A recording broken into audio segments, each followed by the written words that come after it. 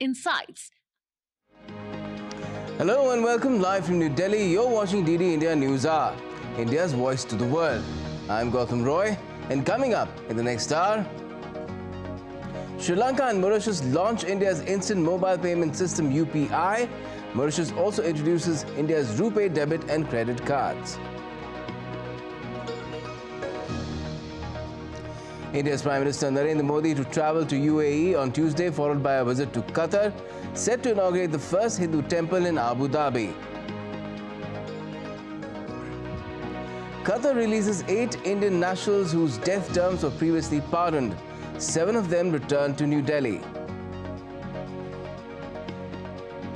And Yemen's Iran-aligned Houthis target a cargo ship in the Red Sea for the first time since the Israel-Hamas fighting.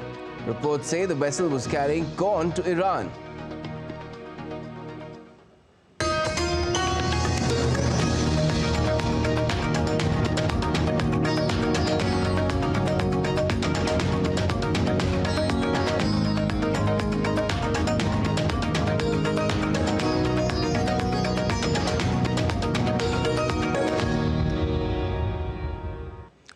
Well, first up, India's Unified Payments Interface, or UPI, a cashless means of digital transaction just using a QR code, was launched simultaneously on Monday in 2 neighboring nations, Sri Lanka and Mauritius, by the top 3 leaders of the countries.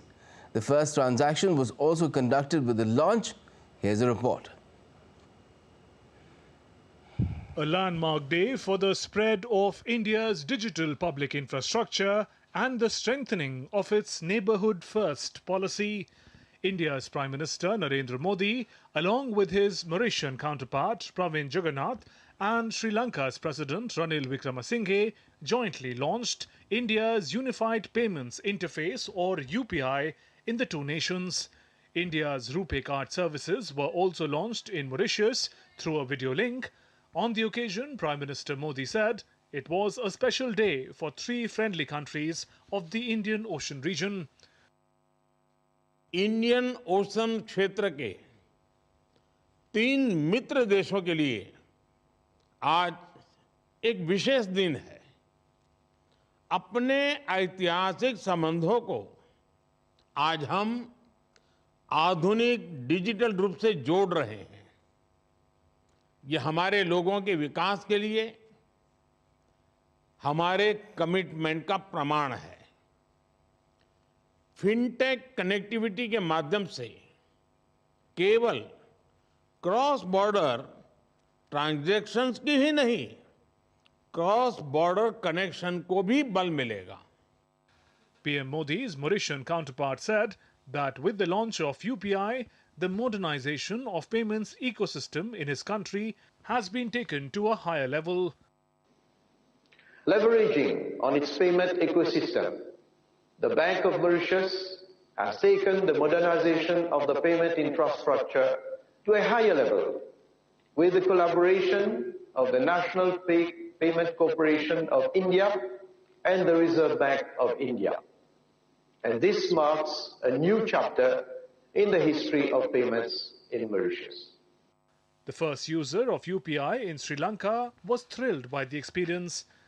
A number of coins, South Indian coins of over 1,000 years old, which have been found in different parts of villages of the dry zone, an indication that the South Indian trading corporations were very active even in the villages.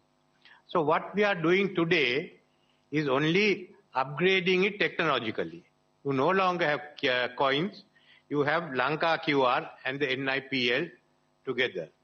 And certainly, as more and more Indian tourists visit Sri Lanka, this will be used in every village in our country. Reserve Bank of India Governor Shaktikant Das and Lanka Pay chairperson Kenneth De Silva also hailed the move. Mauritius is the first African country with which UPI is now going to operate, and we have entered into that kind of arrangement. And being the first African country with which we have entered into this arrangement, it also can act as a gateway for taking our UPI payment systems into other African countries, but that is work in progress. It will, that is work in progress. UPI was launched by National Payments Corporation of India in 2016. It saw 1 million transactions in October of 2016. The transactions grew to cross 100 billion mark last year. Transactions were worth $23.53 billion last year. UPI is credited with reduction in the use of cash transactions. Cash was used in 90% of the transactions in 2017. Cash was used in only 60% of the transactions last year. NIPL and RBI have signed pact with financial entities in 30+ nations. Pacts a bid to expand UPI-based transactions beyond India's borders. UPI is already in use in India's neighbouring countries like Nepal and Bhutan. UPI is also being used in France, UAE, Singapore, Oman and Malaysia. UPI's use on foreign shores also eliminates the use of an intermediary currency like the US dollar by travellers from one country to another and has the potential to reduce conversion fees. Let's now go across to DD India's Dr. Ahmed Moin Faruqi joining us from Colombo. Good evening, Ahmed. What is the scope of the use of UPI in Sri Lanka? Could you tell us something about that?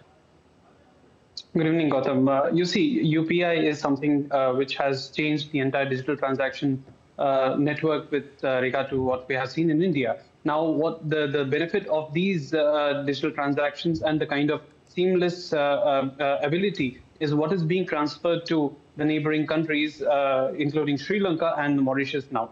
These two countries have had cultural ties which date back to several centuries. And this is something which will also further boost the people-to-people linkages. Now, Indian travelers have been traveling to Sri Lanka in big numbers, and it has been surprising to note that with the numbers that exist with regard to the Indian travelers. For example, if we talk about last year, there were more than 300,000. That's more than 3 lakh Indian travelers having come to Sri Lanka alone.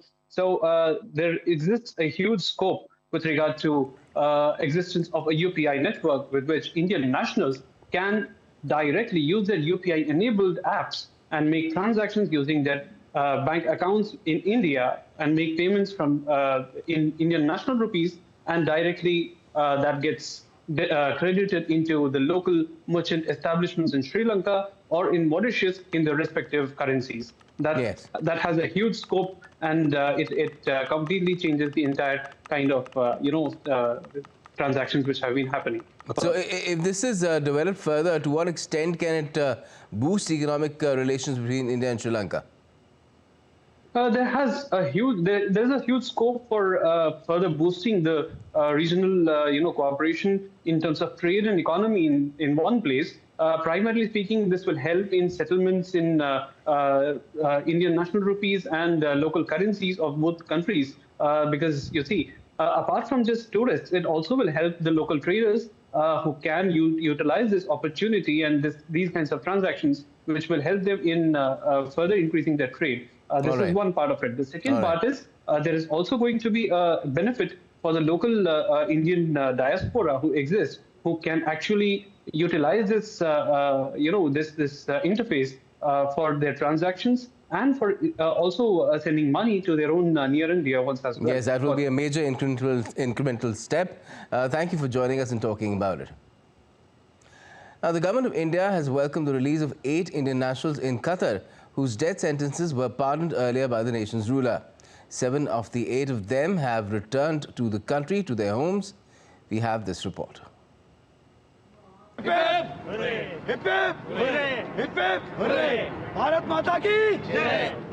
In a major diplomatic victory, India secured the release of 8 Indian nationals who were sentenced to death in Qatar. 7 of the 8 nationals released by Doha reached New Delhi on Monday morning. We deeply appreciate the decision of the Qataris government and the Amir to release them. We are happy to have 7 of those Indian nationals back. 8th Indian national has also been released, and we continue to work with the Qatar government to see how quickly his return to India. Setting their foot back on the home soil on return, after several agonizing months of captivity, the 7 Indian nationals who were sentenced to death heaved a sigh of relief. They praised Prime Minister Narendra Modi, saying that their freedom could come only because of the intervention of PM Modi. They said they could breathe free due to the sustained diplomatic efforts at the behest of the Prime Minister of India to secure their release. Without the intervention of Prime Minister Modi, it wouldn't have been. We have waited almost 18 months to be back in India. We're extremely grateful to the Honorable Prime Minister, Sri Narendra Modi ji. It certainly wouldn't have been possible without his personal intervention and that equation with the Emir of Qatar. I think we are grateful to the Government of India, from the bottom of our heart, for every effort that has been made, and this day wouldn't have been possible. The Indian government expressed appreciation for the release of the Indian nationals, saying the government of India welcomes the release of 8 Indian nationals working for the Dehra Global Company who were detained in Qatar. 7 out of the 8 have returned to India. We appreciate the decision by the Amir of the State of Qatar to enable the release and homecoming of these nationals. Union Civil Aviation Minister Jyotiraditya Scindia hailed Prime Minister Modi as the chief protector, emphasizing the leadership's dedication to safeguarding the Indian citizens abroad. प्रधानमंत्री नरेंद्र मोदी जी के नेतृत्व में प्रधानमंत्री जी ने एक बार नहीं लेकिन बारंबार दिखाया है कि उनके कार्यकाल में वे केवल प्रधानमंत्री नहीं हैं, वे प्रधान सेवक हैं, वे प्रधान रक्षक हैं। ये एक और उदाहरण है उसी एक जिम्मेवारी का, उसी एक भावना का। केवल देश के अंदर 140 करोड़ भारतीयों के प्रति नहीं, लेकिन देश के बाहर 25 करोड़ भारतीयों के प्रति भी, या 2.5 करोड़ भारतीय के प्रति भी, जो 110 देशों में अपना जीवन यापन कर रहे हैं। Minister of State for External Affairs Meenakshi Lekhi echoed the sentiments, thanking the Qatar government for the cooperation in facilitating the release of the Indian nationals.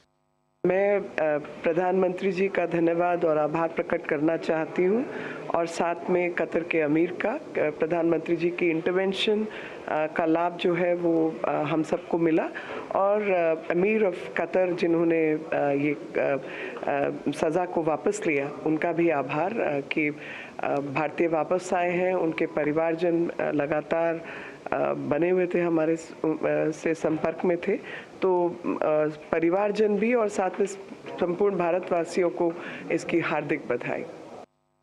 This marks a significant diplomatic victory for India due to the complete turnaround in the situation when just 2 months back the Indian nationals were facing death penalty. As India celebrates their safe return, the episode stands as a testament to the power of diplomatic resolve and international cooperation in safeguarding the rights and freedom of Indian citizens. Now, from crisis management to economic growth, India under Prime Minister Narendra Modi has bolstered its stature on the world stage. Whether it's poverty alleviation or diplomatic finesse, India has emerged as a pivotal player in shaping global order. Our next report brings you all the details. Hip hip! Hooray! Hip hip! Hooray! Hip hip! Hooray! After being held in prison for nearly 14 months, a Qatari court released 8 former Indian naval officers who were previously on death row for unspecified charges. We are proud of Indian Navy. From rescuing 4,600 Indians from the Yemeni civil war to reuniting 22,500 stranded citizens in Ukraine, India's strengthened diplomatic ties and improved crisis management mechanisms in the last decade have been the result of Indian Prime Minister Narendra Modi's diplomatic showmanship. Beyond rescues, India has seen a remarkable economic growth in the last decade. Its economy has been on the tear, growing at an average of 5.6% annually, significantly outpacing other developing nations who recorded an average of 3.8% only. This economic boom has caught the attention of global leaders, with German Chancellor Olaf Scholz acknowledging India's fast lane of economic expansion and its potential to play a bigger role at the world stage. future relations in the world will be characterized and marked by many countries, not by a few powerful countries and nations, but by many important countries. The rise of many countries is what has become important. India numbers amongst those countries that are of greatest importance with regard to this perspective, not only because it is the country with the biggest population, but also because of the part it plays and the share it has in the global economy. But the impact goes deeper. In the last decade, India witnessed a significant decline in extreme poverty. According to the United Nations Development Programme, 140 million people were lifted out of poverty since 2015. Recognizing India's strategic importance and rapid reforms, former US President Barack Obama credited the Indian Prime Minister for recalibrating India's relationship with the West. I've been impressed with the Prime Minister's interest in not only addressing the needs of the poorest of the poor in India and revitalizing the economy there, but also his determination to make sure that India is serving as a major power that can help bring about peace and security for the entire world. On the global stage, India is not just a fence-sitter. During its G20 presidency, it played a crucial role in softening the stance of the US and Europe to bring back focus on the concerns of poorer countries, including global debt and climate financing. The global balance power is tilting. As the West's influence wanes, the developing world rises. India has strategically positioned itself to offer a crucial bridge between East and West. Its unique stance, focusing on growth, citizen safety, and developing nations' concerns, presents a refreshing and inclusive path for global engagement. This is India's moment, and its appeal is undeniable. Jessica Taneja for DD India. And still to come on DD India News are India's Prime Minister Narendra Modi to embark on a two-day visit to the United Arab Emirates on Tuesday. The Indian Navy adds to its list of valiant efforts rescuing vessels in distress in the Arabian Sea. And uncertainty prevails over the formation of the new government in Pakistan as leaders squabble over top post.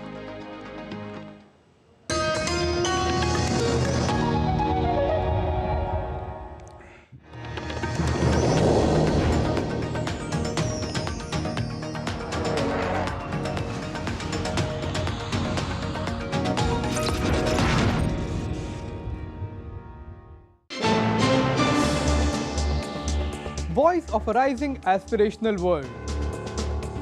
Stories of challenges, struggles and accomplishment. A world battling conflict, hunger and poverty. Embracing growth, development, science and technology. A voice of progress, a voice of unity.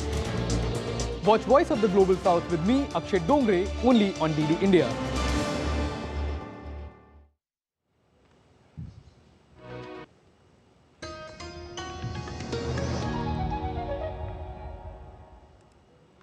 Welcome back. You're watching DD India News Hour. I'm Gautam Roy. India's Prime Minister Narendra Modi will pay a two-day visit to the United Arab Emirates on Tuesday.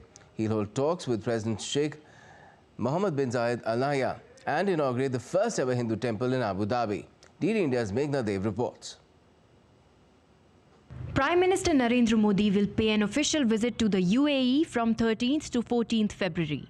Looking at the frequent high-level exchanges between both the leaders, this will be Prime Minister Modi's 7th visit to the UAE since 2015 and the third in the last 8 months. During the visit, Prime Minister will hold bilateral meetings with President of UAE, Sheikh Mohammed bin Zayed Al Nahyan. PM Modi will also meet Vice President of UAE, Sheikh Mohammed bin Rashid Al Maktoum. At his invitation, PM Modi will participate in the World Government Summit 2024 to be held in Dubai as guest of honor and deliver a special keynote address at the summit. Prime Minister will be participating in the World Government Summit 2024 as a guest of honor and deliver a special keynote address on the closing day of the summit. On 13th of February, Prime Minister Narendra Modi will be addressing the Indian community, the Indian diaspora at the Zayed Sports City Stadium in Abu Dhabi. And this is going to be one of the biggest Indian community events in UAE. On 14th February, PM Modi will inaugurate the Baps Mandir, the first Hindu temple in Abu Dhabi. The highly anticipated Baps Hindu Mandir, a magnificent pink sandstone temple built by Bochasa Navasi Akshar Purushottam Swaminarayan Sanstha, boasts intricate carvings and traditional architecture. A key highlight of the Prime Minister's visit to the UAE would be inauguration of the Baps Hindu Mandir in Abu Dhabi on 14th February. It will serve as a spiritual sanctuary for the Hindu community in the UAE, estimated to be about 3.5 million strong. Prime Minister Narendra Modi's visit to UAE, which is going to happen on the 13th and 14th of February, which is going to be his 7th visit to the UAE. He will also be inaugurating the Baps Hindu Temple in Abu Dhabi, which will be a testimony of the growing relationship between India and UAE, and also serve as a spiritual sanctuary for the Indian community, the Indian diaspora, which resides in UAE. With camera person Pramod Negi and my colleague Ashwini Mishra, this is Meghna Dev for DD India from Abu Dhabi. And after the UAE visit, the Prime Minister will travel to Qatar's capital Doha. During this visit, the PM will hold a bilateral meet with the Emir of Qatar and other high dignitaries as well of the West Asian country. Honorable Prime Minister will travel to Doha, Qatar on 14th February afternoon. During the visit, Prime Minister will hold bilateral meetings with the Emir of Qatar, His Highness Amir Sheikh Tamim bin Hamad Al Thani, and other high dignitaries in Qatar. The bilateral relationship between India and Qatar that has been steadily growing includes a comprehensive span, including political ties, trade and investment linkages, a strong energy partnership, and ties in the field of culture, education, and security. And in the backdrop of the two-day visit of the Indian Prime Minister to the UAE, who's also to inaugurate the Hindu Baps Temple in Abu Dhabi and address an Indian diaspora community event there, also takes part the World Government Summit in Dubai. DD India's Devendu Mondal spoke to India's ambassador to the UAE, Abdul Nasser Al-Shali. Listen in. Prime Minister of India, Narendra Modi, is all set to visit the United Arab Emirates, and this will be his 7th visit. He's coming here to inaugurate a temple and hold several meetings and also attend the World Government Summit being held at Dubai. To talk more on this about his visit to the UAE for the 7th time, I'm joined by the Ambassador of UAE to India, Dr. Abdul Nasser Al-Sali. Welcome to DD. So first, to begin with, how do you look at this entire visit of Prime Minister to the UAE for the 7th time? It's an important visit. It's a strategic visit. And those are the kind of visits that keep the relationship going from one strength to the next.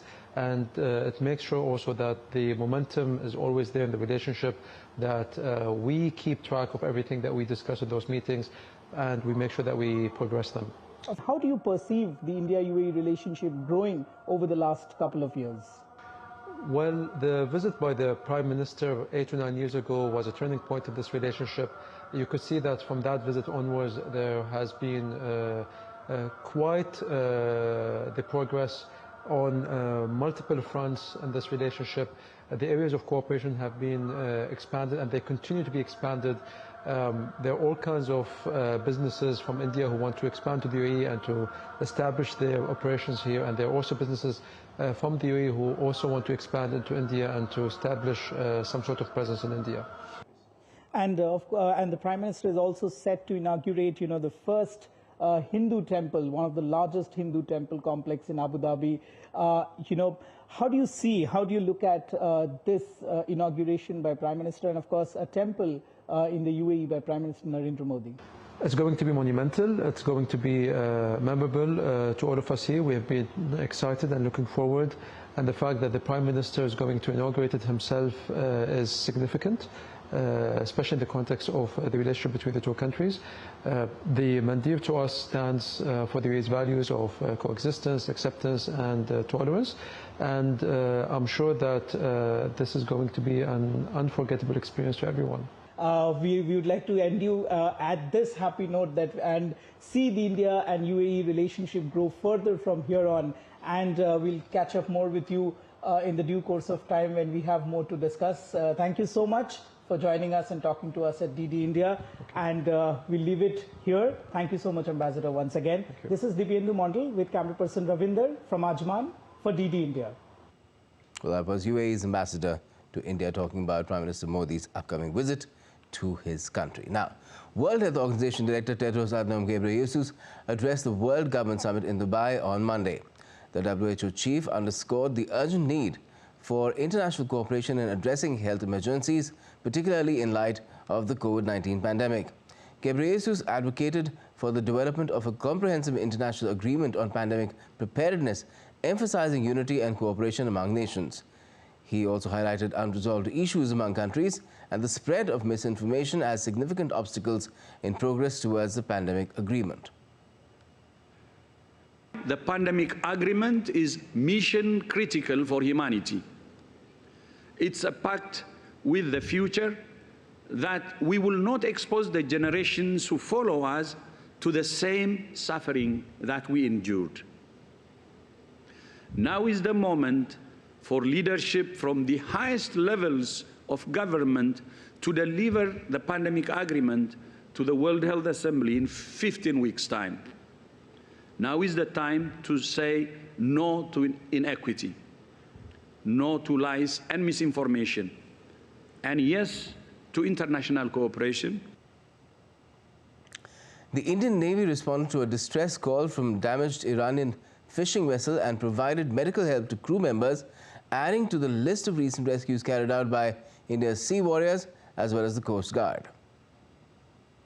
In a display of exemplary courage and skill, the Indian Navy continues its valiant efforts in rescuing vessels in distress.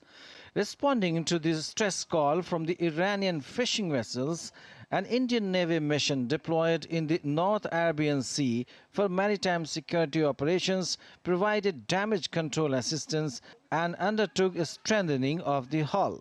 Rendering the boat safe for further transit, medical aid has also been extended to 3 injured crew members. The Indian Navy said that the ship was damaged allegedly due to a collision with the merchant vessels. The Indian Navy, since the beginning of the Red Sea crisis, has been rendering assistance to the merchant vessels in the region, which was involved drone and missiles attacks along with attempts of hijacking. The first rescue by the Indian Navy came after Malta flagged vessels MV Rion came under attack by hijackers on 14 December, following which Indian Navy deployed patrol aircraft and warships, ensuring rescue of an injured personnel, playing the role of the first responder. The second incident involved MV Champlain, a Liberian flag tanker carrying 21 Indian and 1 Vietnamese crew. The vessels came under a drone attack 270 nautical miles from Porbandar. Indian Navy's explosive ordnance team assessed the damage. Recently, INS Shadra intercepted the vessels in early hours of 2nd February 24 and used her integral helo and boats to coerce the pirates for safe release of crew along with the vessel. The ship ensured successful release of the crew members, including 11 Iranian and 8 Pakistani nationals, along with the boat. The ship also undertook confirmatory boarding on FV Omari to sanitize and check on the well-being of the crew who had been held captive by the Somali pirates. Indian Defence Minister, after the attack on the naval vessels, issued a dire warning to the attackers, clearly stating India's zero-tolerance policy. भारतीय नौसेना ने समुद्र की निगरानी बढ़ा दी है। जिन्होंने भी इस हमले को अंजाम दिया है, उन्हें हम सागर तल से भी ढूंढ निकालेंगे और उनके खिलाफ कठोर कार्रवाई की जाएगी। मैं यह आपको आश्वस्त करना चाहता हूं। The arrangements by the Indian Navy to ensure security in the regions involves a system of various Indian naval ships. With the system in place, Indian Navy has been able to render assistance to merchant vessels in the case of any incident. Bureau Report, TT India. India's Finance Minister Nirmala Sitharaman on Monday addressed the 606th meeting of the Central Board of Directors of the Reserve Bank of India, India's central bank. This was along with the RBI Governor Shaktikanta Das in its customary post-budget meeting in New Delhi. The FM highlighted the key thrust areas outlined in the interim union budget. The board also reviewed the global and domestic economic situation and outlook, including the challenges posed by geopolitical developments and global financial market volatility. The Finance Minister touched upon the key priorities of the government as highlighted in the budget, the way forward which the budget has projected for the various future policies and measures that the government proposes to take in various sectors. The members of the Central Board they congratulated the Finance Minister for presenting a very responsible and forward-looking budget, and they gave their thoughts and they shared their ideas and thoughts on the budget with the Finance Minister. Now, Association of Southeast Asian Nations or ASEAN Secretary General Kau Kim Hoorn is on an official 5-day visit to India. On Monday, Kim Hoorn met India's External Affairs Minister Dr. S. Jaishankar in New Delhi. Their discussions focused on taking forward the comprehensive strategic partnership, connectivity, food security and trade. It's the first official visit by Kau to India since he assumed charge in January 2023. He was to deliver a lecture at India Council of World Affairs in New Delhi. He said that ASEAN is in close contact with individual Quad members. I think there are different levels of synergies that we can work with. And I think with Quad, this is something that we don't deal directly between ASEAN and Quad per se, but we work with each individual members of Quad. Engagement with ASEAN is an important pillar of India's Act East policy, which entered its 10th year in 2024, as well as its vision for the wider Indo-Pacific. India supports the priority set by Lao PTR as ASEAN Chair for 2024 under the theme of ASEAN, Enhancing Connectivity and Resilience. Well, uncertainty prevailed over the formation of government in Pakistan after Thursday's fractured verdict in the National Assembly polls. In the final tally, Imran Khan-backed independents have got 93 seats, while Nawaz Sharif's PMLN has got 75, and Bilal Bhutto Zardari-led PPP has got 53 seats. Nawaz Sharif is making efforts to form a coalition government with the PPP, but there seems to be a tussle over the top post. Syed Absarul Hassan has more. As Pakistan's national election ended with no party winning a majority in parliament, uncertainty over whether a new government can be formed is only deepening amongst people. The final result of Pakistan's national election put independents backed by jailed former Prime Minister Imran Khan in the lead with 93 out of 264 seats. The party of another former Prime Minister, Nawaz Sharif, was second with 75 seats after Thursday's vote, lacking a clear majority, but it was the largest single party in parliament as Khan's independents ran as individuals. Voters have given a mixed mandate. We can safely say that it is a hung parliament. The largest chunk of candidates who have been elected, they belong to the independent category. Most of them are PTI-backed candidates, but unfortunately, because they have been deprived of their election symbol, they cannot operate as a political party within the parliament.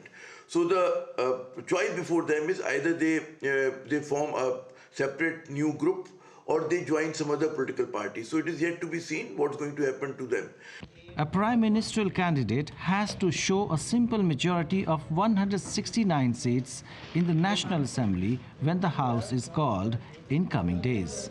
A flurry of political activity began in Lahore on Sunday in a desperate bid to strike a deal with other parties in order to head a coalition government, as Sharif's party held meetings with the Pakistan People's Party of Bilawal Bhutto Zardari, which won 53 seats to pull together a majority in parliament. Residents in the city of Lahore said they believed the result had been tampered with. I don't think the election was fair. I think the results were tampered with. Any government that is formed as a result of such circumstances cannot last for more than a year, or a year and a half, or maximum 2 years. Maybe 1 साल, 1.5 साल या 2 साल से ज़्यादा हुकूमत चलती हुई नजर नहीं आ रही. Several political parties and candidates have called for a protest against the results, alleging they have been rigged. PTI supporters blocked traffic in the northern city of Peshawar, but a large-scale protest the party had threatened to hold if the results were not released on Sunday was called off.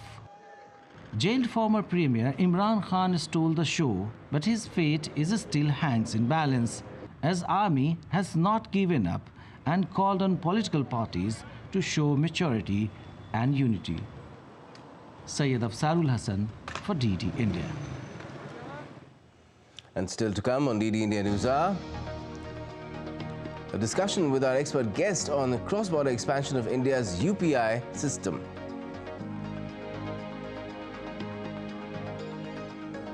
India's Prime Minister Modi distributes more than 100,000 appointment letters to youth through a video link.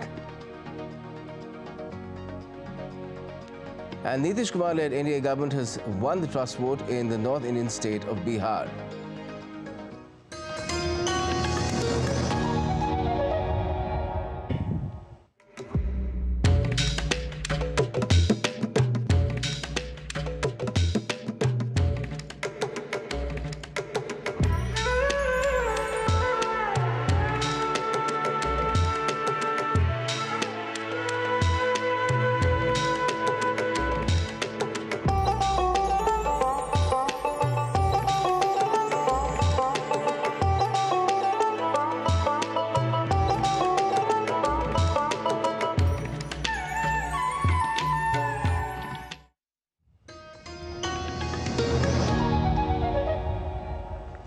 Welcome back. You're watching DD India News Hour. I'm Gautam Roy. Let's now take you back to our top story about India's cashless digital payment system UPI being launched on Monday in Sri Lanka and Mauritius. It's already in use not only in neighboring countries like Nepal and Bhutan, but also in France, UAE, Singapore, among others. Let's talk about the significance of this development with our expert guest. Joining us this evening is Professor Sachin Chaturvedi, DG, RIS for developing countries and an eminent economist. Good evening to you, Dr. Chaturvedi. What do you make of this development and the way that the UPI has been expanding? Just let us know your thoughts on that as well. The UPI has been expanding abroad in foreign shores. Thank you. Thanks, Gautam. I think that's a very important development that has happened today. It's a milestone in terms of our international expansion and the new footprints that the digital transaction expertise that India has accumulated here domestically now is getting extended. Both Sri Lanka and Mauritius are our maritime neighbors. They are extremely important partners in terms of not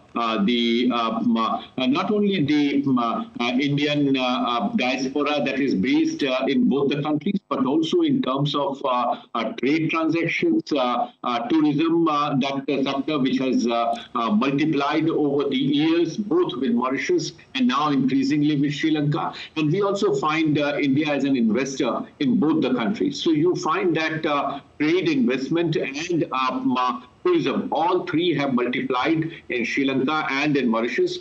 With Mauritius, we also signed last time the free trade agreement, and with Sri Lanka, the not exactly free trade agreement, but India-Sri Lanka economic partnership vision document that was signed. So both the countries have seen a closer economic partnership. Digitalization has added further impetus to it.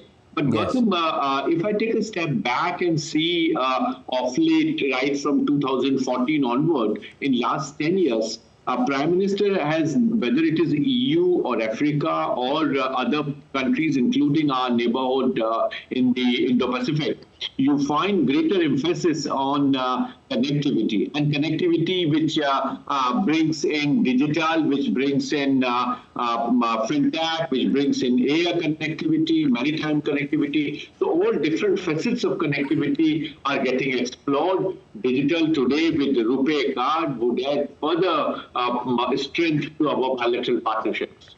Yes, certainly. RuPay coming into play where Mauritius is concerned as well. But then if you look at how UPI has been expanding, to what extent do you think it can go in enhancing India's reach among these countries and the ways in which all ways can it benefit not just India but people in those countries as well? Yeah, no, certainly, because as you might have already seen, a large number of people visit from Mauritius and from Sri Lanka to India for various purposes. From Mauritius for religious purposes, some of them even for health purposes. From Sri Lanka, a large number of people come for health, treatment, and even visiting different shrines here. They all require digital transactions. As of now, they pay cash or they look for currency conversions, etc. This would lessen burden to such an extent that people just even can't imagine. If you see last year from Mauritius, we had around 13,000 tourists coming to India. From Sri Lanka, much larger number of people come and go every month. The quantums are huge. So you can imagine how simpler it would be, even for our own tourists who visit Sri Lanka. 75,000 people visited from India in last 1 year to Sri Lanka after the crisis is over. So you find more and more traction coming in, and digitalization would ease that life. People can spend at ease, people can enjoy tourism and make the digital transactions. Because back home in India, people are using it at multiple levels, even for smallest transactions. So what we are seeing now domestically is getting extended and extrapolated to other markets as well. Certainly. And if this is extended to remittances, India gets the largest amount of remittances valued at $125 billion in 2023. So scope there itself is massive, isn't it? Yeah, no, certainly, because if you see with the UAE, where we have a huge source coming in, we already signed the free trade agreement, which for the first time included data and data exclusivity. With Singapore, we have already signed the Reserve Bank of India and Monetary Authority of Singapore. They have signed. So as you just mentioned in the beginning, with 7 partners we already have, and many more are in the pipeline. Today, when Finance Minister met all of us at the Reserve Bank of India, the issue came up in terms of how RBI's proactive efforts have taken the digital footprints forward with NPCI and others. So I think the continued encouragement to digital transactions back home by the Prime Minister, it has created an ecosystem all across where now more and more entities are getting linked with these new transactions. And this will take the agenda forward on de-dollarization as well of our transactions with others which are not with the US. Gautam, there are 2 things which are important here. One, as government's efforts for digital currency, which Finance Minister announced last year at Pilot, they have now fructified. We are all set to go in a large way for CBDC. Chinese have already made that effort. So a large number of countries, particularly emerging markets, have shown the pragmatism for digital currency, digital transactions. US and EU both have yet to take a position in terms of digital currency or the quantum that we are doing with digital transactions to be matched. So from that point of view, de-dollarization is certainly going to be the reality, but only time would assess as to which currency would prevail. Important here is to see that we evolve global norms for digital transactions. And that, I think, would be extremely important as global geopolitical contestations are likely to be a reality in this area as well. Yes, certainly as things are developing, especially technology will bring its own compulsions, and we of course will bear witness to that, I'm sure. Dr. Chaturvedi, thanks a lot for joining us to talk about it this evening. Now, users of UPI in Sri Lanka have been thrilled by the experience. President of Sri Lanka, India Society Kishore Reddy said that it will boost the economic activities in the island nation. An advantage in terms of using this particular platform would not only save money in the transactional fees on credit cards and other things, but also give a little more spending power to the tourists who come here, and of course the convenience of not carrying cash. So there are much more benefits in terms of connectivity of people to people that would also happen with the increase of trade and transactions. So this is something that would benefit Sri Lanka immensely. The fact that we have a digital technology like this, which is a UPI system, which actually means that an Indian national who now wants to visit Sri Lanka can access funds from India and instantly pay merchants in Sri Lanka, it's quite revolutionary. From a Sri Lankan perspective, as somebody living in Sri Lanka, as an Indian national living in Sri Lanka, I feel really happy that this should open up further sources of income and revenue within Sri Lanka, because I'm sure Indians will now find it far more easier to spend money in Sri Lanka when they travel here. Now back home, India's Prime Minister Narendra Modi distributed more than 100,000 appointment letters to youth through a video link. The employment fair was organized at 47 places across the country where newly appointed youth joined government service.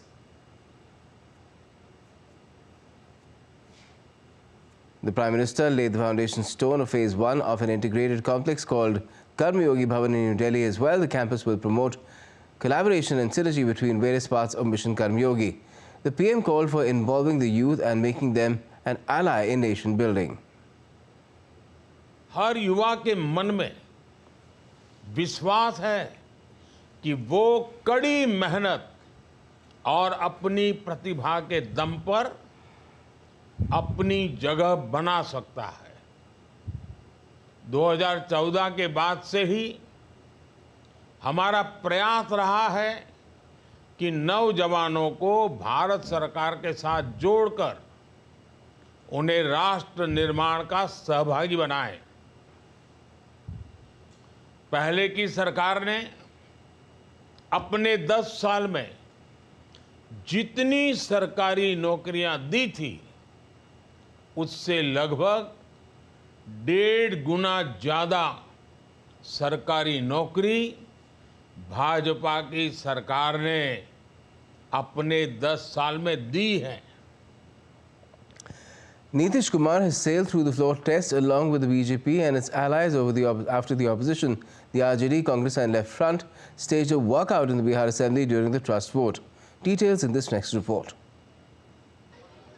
Bihar Chief Minister Nitish Kumar, leading the NDA, won the trust vote on the floor of the Assembly on Monday. In the House of 243, the new government received 129 votes. 3 RJD members also voted in favour of the trust vote. Other opposition party members walked out from the Assembly amid chaotic scenes. अब पूरे तौर पर सारा विकास का काम, लोगों के हित में काम, और ये सब काम हम लोग करते रहेंगे।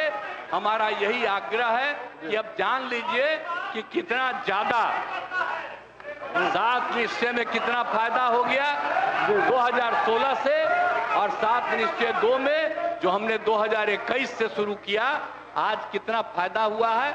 और ये सब काम इसको हम लोग जारी रखते हैं और इसी के माध्यम से बिहार का विकास होगा और समाज के हर तबके का हम लोग ध्यान रखेंगे। The House also removed the Speaker with 125 votes. 3 opposition members, Chetan Anand from the Congress and Neelam Devi and Prahlad Yadav from the RJD, voted against the Speaker, Awadh Bihari Chaudhary. The JDU has 45 MLAs in the House of 243, while its partners, the BJP and the Hindustani Awam Morcha Secular, have 79 and 4 legislators respectively. The NDA has the support of 128 MLAs and the majority mark in the state assembly is 122. With inputs from Syed Absarul Hassan, Tanvi Taneja for DD India. And coming up, Russia imposes sanctions on 18 British citizens.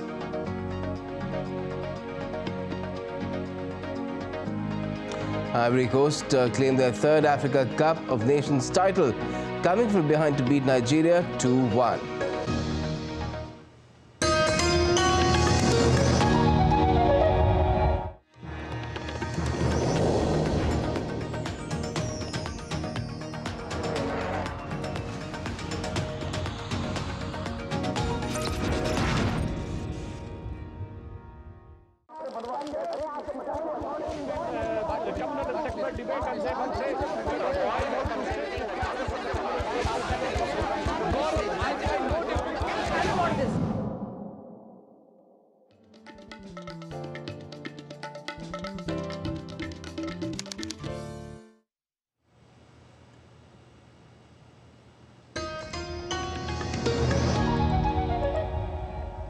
Welcome back. You're watching DD India News Hour. I'm Gautam Roy. Now, the Yemeni armed forces launched missiles at a U.S. merchant vessel in the Red Sea near the Yemen coast. Houthi spokesperson Yahya Sarriah claimed responsibility for the strikes. He said naval units will continue their attacks in the Red Sea against Israeli-affiliated ships until the Tel Aviv regime halts its aggression in Gaza. Houthi militants in Yemen control the country's most populous regions and have repeatedly launched drones and missiles against international commercial shipping since mid-November. Russia has imposed sanctions on 18 British citizens, including officials and academicians.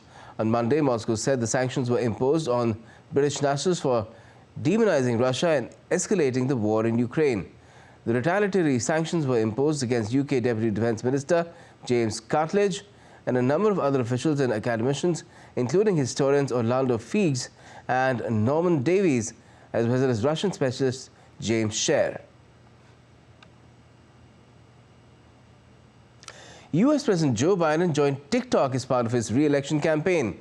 He made his debut with a short video using the NFL Super Bowl to reach out to young voters ahead of the presidential elections in November this year.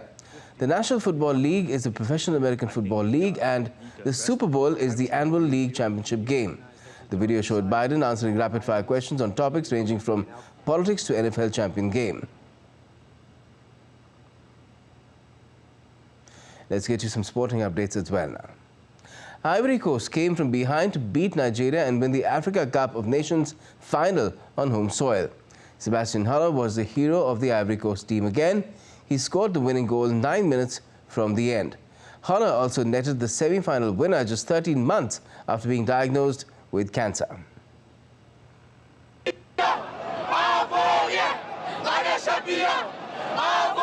Hosts Ivory Coast claimed a third Africa Cup of Nations title with a 2-1 victory over Nigeria in the final of the Alassane Ouattara Stadium in Abidjan. Sebastian Haller was the hero of the match. He scored the winning goal 9 minutes from the end. Ivory Coast fans gathered in the streets to celebrate the win of their side. We left our wives at home and came to the stadium. And for 1 month, you have honored us. From humiliation to glory, our God is mighty God. Thank you to President Otaha. It's an extreme joy that has reached its peak because we have dedicated so much effort, so much investment, a very beautiful organization that can only result in success. We are satisfied, but Africa must recognize that Ivory Coast is a great soccer nation. Nigeria cannot beat us. We have invested more than 500 billion CFA francs currency. It could not just go away like that. Our cup had to stay here. It was a triumph born from adversity as the Ivorians had scrapped out of their group following 2 defeats, including a 4-0 loss to Equatorial Guinea before finding their form in the knockout rounds with a never-say-die attitude that led them to the title. William Truss Ekong's header gave Nigeria a first-half lead as he rose to meet Samuel Chukwueze's flick on from a corner, but Frank Casey equalized just past our mark after being left unmarked at the back post from a set piece. The Ivorians had to come from behind several times in the tournament and did it again when Haller steered Simon Idangare's cross into the net, much to the delight of their rookie coach Emerse Faye, who had started the tournament as assistant Frenchman Jean-Louis Gasset, who was sacked after the pool stage. The tournament, which was delayed from its intended staging in June and July last year because of weather concerns in West Africa, will live long in the memory after a record number of goals, unrelenting upsets and an apparent capacity of unceasing drama. Sports Desk, DD India. That's it for now in this edition of DD India News Hour. Do let us know your thoughts on the news of the day. You can connect with us on Facebook, X, as well as Instagram. We'll be back with more as news breaks here on DD India. I'm Gautam Roy from all of us here in Delhi. Thanks for watching DD India News Hour.